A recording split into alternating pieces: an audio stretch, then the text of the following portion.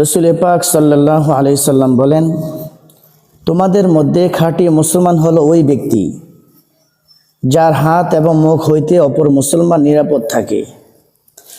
আমাদের মুরব্বিয়ানে কেরাম, বুজুর্গানে কেরাম বলে, তুমি সচেতন থাকো, তুমি সাবধান থাকো এ ব্যাপারে যে তোমার জন্য বা তোমার ব্যাপারে কেউ যেন আল্লাহর কাছে অভিযোগ না করে।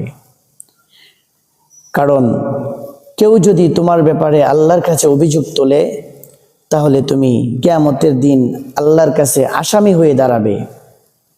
আল্লাহ তাআলা আমাদেরকে আমাদের হাত এবং মুখ হইতে, আমাদের ব্যবহারে, আমাদের আচার আচরণে যেন অন্য কোনো ব্যক্তি কষ্ট না পায়, কারো উপরে যেন জুলুম না হয়, এ ব্যাপারে আল্লাহ তাআলা আমাদেরকে সচেতন হওয়ার তৌফিক দান করুক। আমিন।